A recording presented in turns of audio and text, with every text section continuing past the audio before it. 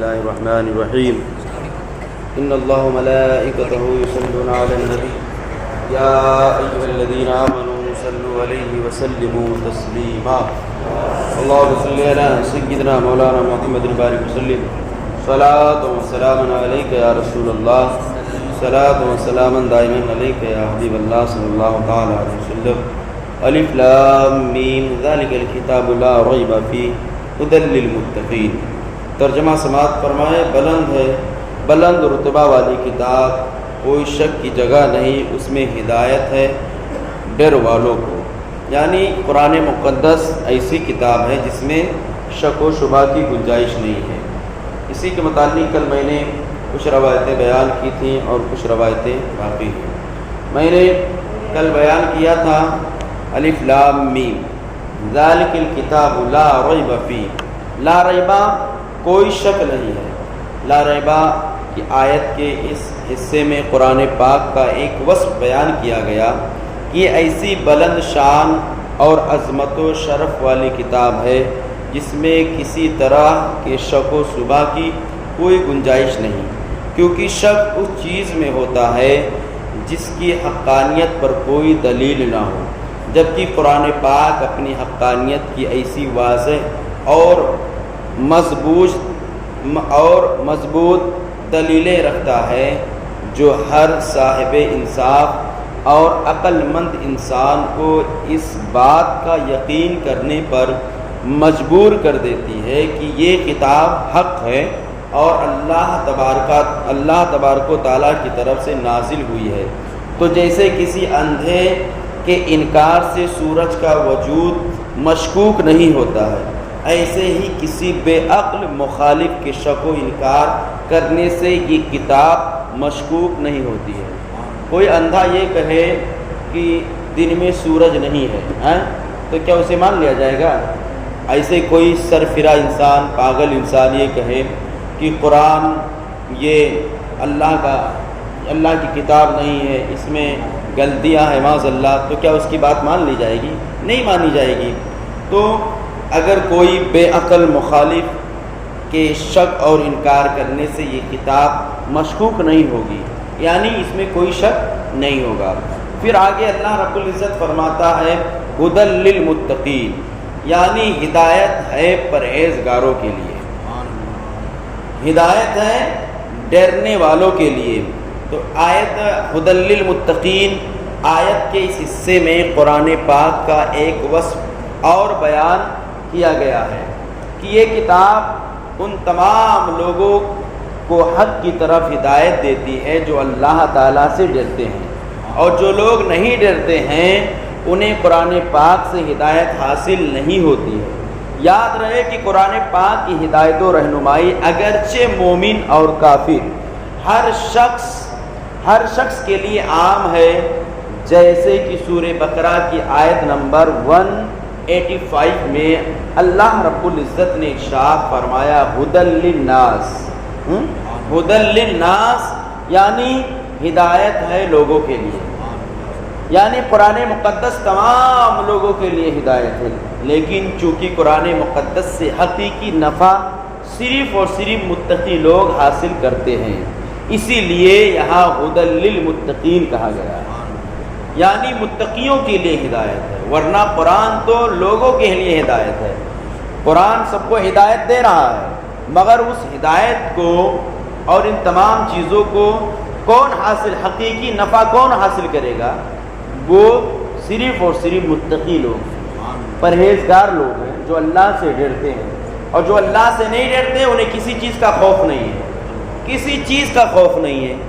ہم کیا ہیں، ہمیں کیا کرنا چاہیے، ہم کہاں جا رہے ہیں، کس دہلیز میں گھس رہے ہیں، ہم کیا کرنے والے ہیں، اللہ کا گھر ہے، اللہ کی کتاب ہے، کسی چیز کا خوف نہیں۔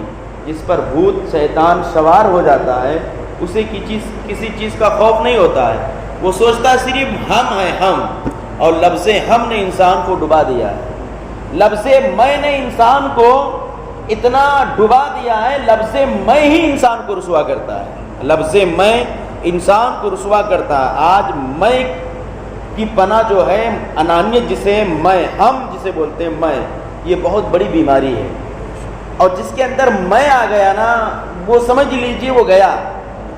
ابلیس کے اندر کیا تقوی طہارت اس کی ختم تھی؟ نہیں، لفظ میں، اس کے اندر انانیت آ گئی تھی۔ اس نے کہا تھا کہ میں آگ سے بنا ہوں، آدم مٹی، آگ کا کام بلند ہونا، مٹی کا کام پست ہونا، میں کیسے آدم کو سجدہ کروں؟ نہیں ہو سکتا۔ ہم تو فرشتوں کو فرشتے کو پڑھا رہے ہیں، معلم الملائکہ ہے وہ۔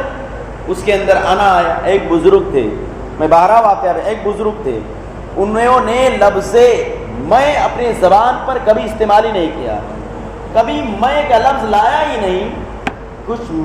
کچھ چاہنے والے بھی ہوتے، کچھ نہیں چاہنے والے تھے، ہر دور میں یہ چیزیں دیکھی گئی ہیں۔ تو جو مخالفین جماعت تھی کہتے ہیں آج چلو حضرت کی بارگاہ میں اور حضرت سے آج لفظ میں بلوائیں گے ہم کو۔ پہنچے، صاحب بصیرت تھے، انہوں نے دیکھ لیا کہ کہنا کیا چاہتا ہے، پوچھنے والے کس موڈ میں آئے ہوئے ہیں۔ وہ نماز عصر کا وقت تھا، لوگ بیٹھے ہوئے تھے، مسئلے مسائل ذکر و اذکار تذکرے چالو تھے۔ پہنچنے کے بعد وہ لوگ کہتے ہیں حضرت یہ بتائیے کہ اللہ تبارک و تعالیٰ نے شیطان کو کس لفظ کی بنیاد سے جنت سے بے دخل فرمایا؟ ان کے اندر کون سی ایسی لفظ آ گئی تھی؟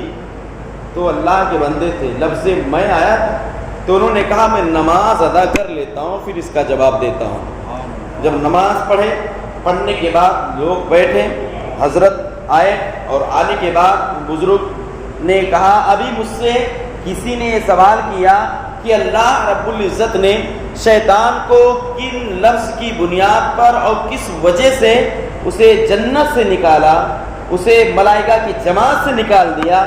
تو جو شخص نے سوال کیا تھا وہ کہتا ہے حضرت وہ شخص میں ہوں۔ کیا کہا؟ جو سوال آپ نے فرمایا کون سوال کیا تھا، وہ کو جواب چاہیے کون ہے، تو اس نے کہا میں۔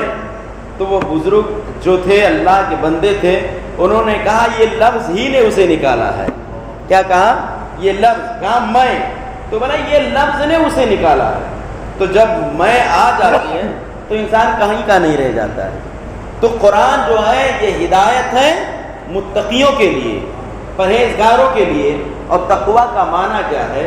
تقویٰ کا معنی ہے نفس کو خوف کی چیز سے بچایا جائے، نفس کو خوف کی چیز سے بچانا۔ اور شریعت کی اسلام میں تقویٰ کا معنی یہ ہے کہ نفس کو ہر اس کام سے بچانا جسے کرنے یا نہ کرنے سے کوئی شخص عذاب کا مستحق ہو، جیسے کفر، شرک، کبیرہ گناہ، بے حیائی کاموں سے اپنے آپ کو بچانا، حرام چیزوں کو چھوڑ دینا اور فرائض کو ادا کرنا وغیرہ۔ اور بزرگان دین نے یوں بھی فرمایا ہے کہ تقویٰ یہ ہے کہ تیرا خدا تجھے وہاں نہ پائے جہاں اس نے منع فرمایا۔ سب سے بزرگان دین نے فرمایا تیرا خدا تجھے وہاں نہ پائے جہاں تجھے منع کیا۔ اللہ نے منع کیا جناب زنا کے اڈے پہ مت جاؤ، شراب نوشی مت کرو، جہاں پر برائیاں ہو وہاں نہ جاؤ، سلیمہ گاہ میں نہ جاؤ، جہاں پر عیاشیاں ہوتی وہاں نہ جاؤ۔ تو جو تقویٰ کا معنی ہے کہ تیرا خدا تجھے وہاں نہ پائے جہاں تیرا خدا تجھے جانے سے منع فرمایا ہے۔ اسی طریقے سے قرآن اور حدیث میں تقویٰ حاصل کرنے اور متقی بننے کی ترغیب اور فضائل بکثرت بیان کیے گئے ہیں۔ چنانچہ ارشاد ربانی ہے یا ایھا الذین آمنوا اتقوا اللہ حق تقاتہ ولا تموتن الا وانتم مسلمون، یعنی اے ایمان والو اللہ سے ڈرو جیسا اسے ڈرنے کا حق، جیسا اس سے ڈرنے کا حق ہے، اور ضرور تمہیں موت صرف اسلام کی حالت میں آئے، یعنی تم مرو گے تو مومن کی حالت میں مرو گے۔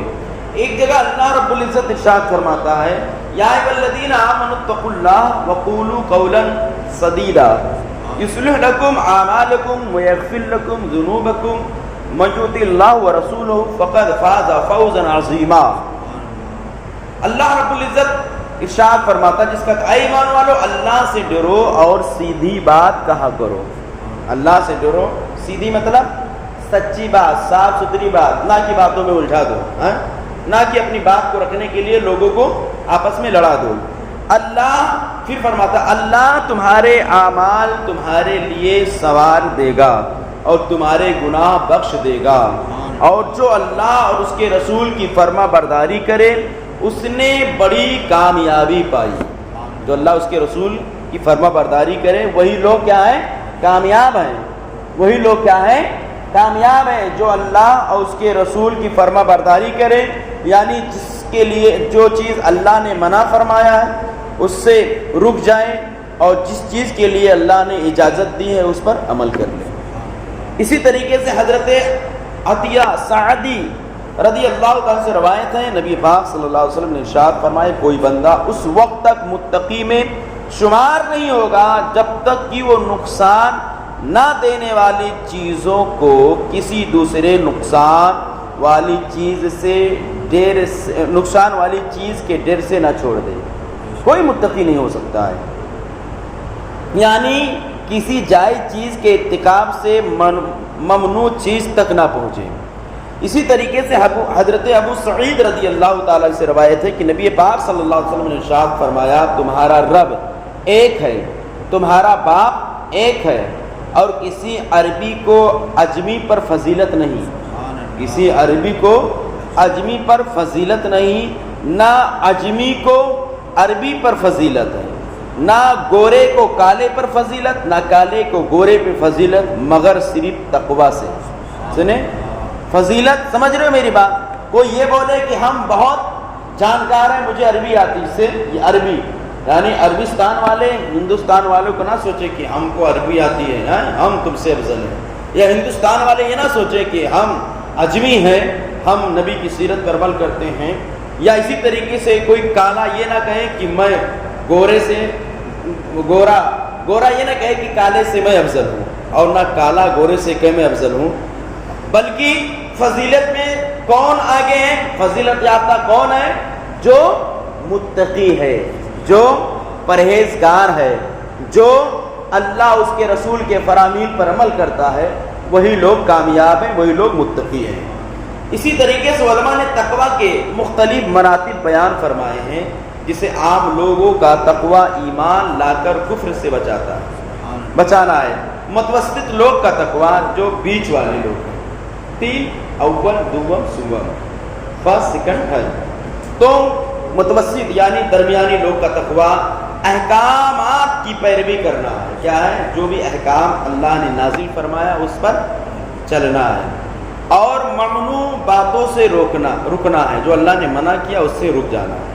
اور خاص لوگوں کا تقوی ہر ایسی چیز کو چھوڑ دینا جو اللہ سے غافل کرے، ہر ایسی چیز کو چھوڑ دے جو اللہ سے غافل کرے۔ اسی لیے غوث پاک کا تقوی یہ تھا کہ 40 سال تک آپ نے عشاء کی وضو سے نماز فجر ادا کی ہے، گویا آپ نے سویا نہیں ہے۔ آپ کھانا نہیں کھاتے تھے، جنگلوں میں پتیاں گھاس کھاتے تھے اور درخت کے پتے کھاتے تھے۔ بعض اوقات کھانا بھی انسان کو ذکر الہی سے غافل کر دیتی ہے، کھانا زیادہ ہو جائے تو سستی آنے لگتی ہے۔ نیند بھی اللہ رب العزت کے ذکر سے غافل کر دیتی ہے۔ نیند آ جائے، کتنا بھی موڑ رہے تمہاری عبادت کرنے کے لیے، مگر نیند کے آگے تمام چیزیں فیکی ہو جاتی ہیں۔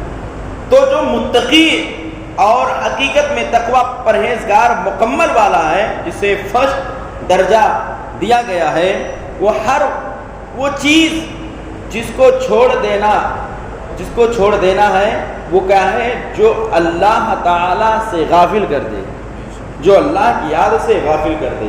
تو نیند میں انسان جب سو جاتا ہے تو اسے کیا پتا وہ کیا ہو رہا ہے دنیا میں، اسے کیا پتا کہ کیا ہونے والا ہے۔ اسی طریقے سے اعلیٰ حضرت امام عشق و محبت امام محمد رضا خان علی رحمۃ الرضوان کے فرمان کے مطابق تقوی کی 7 قسمیں ہیں۔ کتنے ہیں؟ 7 قسمیں ہیں۔